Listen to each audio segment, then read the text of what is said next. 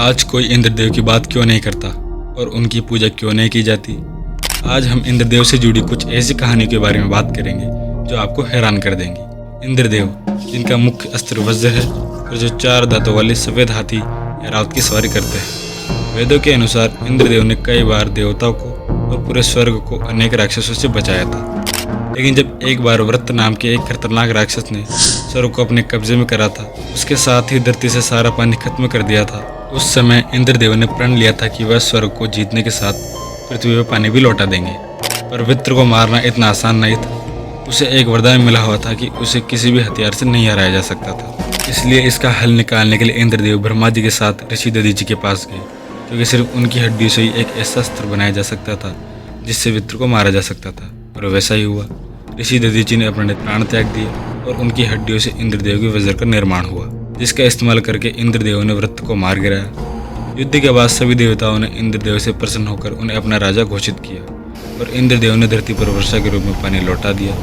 तब से उन्हें बादलों और वर्षा का देवता माना जाता है। इंद्रदेव की पत्नी का नाम शची था। हालांकि उनके कई और संबंध भी थे। स्वर्ग के सभी अप्सराएं और देवता मानो उनकी पोजीशन में थे। स्वर्ग के सबसे खूबसूरत बगीचे नंदन कानन में कल्पवृक्ष जैसे पेड़ थे। ये पेड़ किसी की भी कोई भी इच्छा पूरी करने के लिए जाने जाते थे। जहाँ एक तरफ इंद्रदेव के पास किसी भी चीज की कोई कमी नहीं थी और वहीं असुरों के पास हर चीज की कमी थी। इसलिए अक्सर स्वर्ग पे असुरों का आक्रमण होता रहता था और इसके चलते इंद्रदेव अक्सर युद्ध में व्यस्त होते थे। ऐसा माना जाता है कि देवों की हमेशा विजय होती है, लेकिन इंद्रदेव की कहानी में विजय के साथ साथ पराजय के भी किस्से पाए जाते हैं। इसलिए जब भी असुरों का पलड़ा भारी होता, इंद्रदेव त्रिमूर्ति की सहायता मांगते थे। उनके सारे इंद्रदेव स्वर्ग को वापस पा लेते थे, लेकिन जब भी उनका स्वर्गलोक सभी खतरों से सुरक्षित होता था, तब भी उन्हें अपना राज्य छिन जाने की चिंता लगी रहती थी। उनके इस डर का एक और कारण एक मशहूर प्रथा थी। इस प्रथा के चलते कोई भी इंसान या देवता 100 अश्वमेध यज्ञ करने से इंद्रदेव की पदवी पा सकता था। इसलिए इंद्रदेव कभी भी पूरी तरह से निश्चिंत नहीं महसूस करते थे। उन्हें हमेशा एक सेंस ऑफ इनसिक्योरिटी फील होती थी। धीरे धीरे इस इनसिक्योरिटी और उनके बढ़ते अहंकार के साथ इंद्रदेव को लगने लगा कि दूसरों पर उनका पूरा कंट्रोल होना चाहिए। उन्होंने देवताओं के साथ पूरी पृथ्वी के लोगों को डर करना शुरू कर दिया। उनका कहना था कि अगर कोई भी उनके खिलाफ गया या किसी ने उनका निरादर किया तो वो वर्षा रोक देंगे। अपनी फसल बचाने के लिए पृथ्वी लोक के वासियों ने इंद्रदेव की पूजा करना शुरू कर दी। इंद्रदेव हमेशा यज्ञ या तपस्या कर रहे इंसानों और ऋषियों से भयभीत रहते थे। उनके मन में एक विचार आता रहता था कि कहीं ये लोग तपस्या और यज्ञ करके उससे मेरा सब कुछ न छीन न ले। इसी कारण इंद्रदेव नई नई तरकीबों से लोगों की तपस्या और यज्ञ में बाधा डालने की कोशिश करते रहते थे। ऐसे ही एक दिन जब इंद्रदेव ने गुरु विश्वामित्र को तपस्या में लीन देखा, तो उन्होंने मेलका नाम की एक अप्सरा को उनके पास ध्यान भंग करने भेजा और ऐसा करने में वो सफल हो गई। इंद्रदेव के अहंकार के साथ उनकी काम वासना भी कम नहीं थी। इस बात का प्रमाण हमें अहिल्या की कहानी से मिलता है। अहिल्या महर्षि गौतम की पत्नी थी। उनकी सुंदरता के चर्चे तीनों लोकों में हुआ करते थे। इंद्रदेव उनकी कहानियों से इतना फैसिनेट हुए कि एक बार उन्होंने अहिल्या के साथ समय बिताने का फैसला किया। यह जानते हुए कि वो शादीशुदा थी, इंद्रदेव अहिल्या से मिलने पृथ्वीलोक आए। एक दिन जब महर्षि गौतम अपने घर से बाहर गए हुए थे, इंद्रदेव ने महर्षि गौतम का भेष बनाया और अहिल्या के सामने उनके पति के रूप में प्रकट हो गए और उन्होंने अहिल्या को उनसे संबंध बनाने को कहा। लेकिन कुछ ही समय में अहिल्या को एहसास हो गया कि वो उनके पति नहीं थे। अपने आप को उनसे दूर कर जब अहिल्या ने सवाल किए तो उन्हें पता चला कि वो दरअसल इंद्रदेव थे। और जब महर्षि गौतम वापस आए, उन्होंने ये सब देखा तो वो क्रोधित हो गए। उन्होंने अहिल्या को पराये पुरुष के साथ देखकर उन्होंने श्राप दे दिया कि वो पत्थर की बन जाएंगे। उन्हें तब तक मुक्ति नहीं मिलेगी जब तक स्वयं भगवान विष्णु आकर अहिल्या को स्पर्श ना करें। इसलिए रामायण के बाल कांड में बताया गया है कि श्री राम जब अहिल्या के पास आकर उन्हें पत्थर के रूप में छूते हैं तो उन्हें श्राप से मुक्ति मिल जाती है। दूसरी तरफ इंद्रदेव को भी महर्षि गौतम ने एक भयानक श्राप दिया।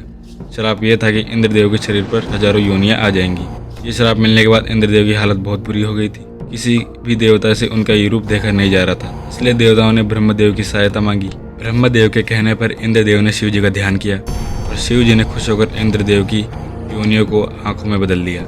इसलिए इंद्रदेव को 1000 आंखों वाला देवता भी कहा जाता है। इंद्रदेव को इस श्राप से मुक्ति मिल गई, पर इन्हीं सब के कारण धीरे धीरे उनकी महत्वता कम होने लगी। रामायण और महाभारत जैसे महाकाव्य में उनकी ईर्ष्या साफ नजर आती थी। इंद्रदेव का अहंकार इतना बढ़ गया था कि अगर कोई उनकी पृथ्वी लोक पर पूजा नहीं करता तो वे उन्हें वर्षा रोककर दंड देते थे। लेकिन अब समय आ गया था इस अहंकार को तोड़ने का। वृंदावन के गांव में एक दिन बहुत बड़ी पूजा की तैयारी की जा रही थी। वहाँ रहने वाले 7 साल के श्री कृष्ण के मन में प्रश्न आया कि आखिर ये सब किस देवता को प्रश्न करने की कोशिश है। तभी उन्हें वृंदावन के लोगों ने बताया कि ये पूजा इंद्रदेव के लिए की जा रही है। ताकि वर्षा होती रहे। ये सुनते ही श्री कृष्ण ने कहा कि इंद्रदेव की वजह से वर्षा नहीं होती। सभी चौंक गए। श्री कृष्ण ने उन्हें समझाया कि गोवर्धन पर्वत की वजह से वर्षा होती है, इंद्रदेव की वजह से नहीं। गोवर्धन पर्वत के कारण बादल आकर्षित होते हैं, जिनसे वर्षा होती है। गाय और बैलों के लिए चारा भी गोवर्धन पर्वत से मिलता है। ये समझाने के बाद श्री कृष्ण ने वृंदावन के लोगों को इंद्रदेव के बजाय गोवर्धन पर्वत की पूजा करने का सुझाव दिया। सभी को उनकी बात सही लगी और उन्होंने गोवर्धन पूजा की तैयारी शुरू कर दी। जब स्वर्ग में इंद्रदेव को यह बात पता चली तो उनके क्रोध की सीमा पार हो गया। उन्होंने अनेक काले बादलों को इकट्ठा कर उन्हें वृंदावन पर गरजने का आदेश दिया। वृंदावन में एक भयंकर बाढ़ आ गई। सभी ने अपनी जान बचाने के लिए श्री कृष्ण से मदद मांगी।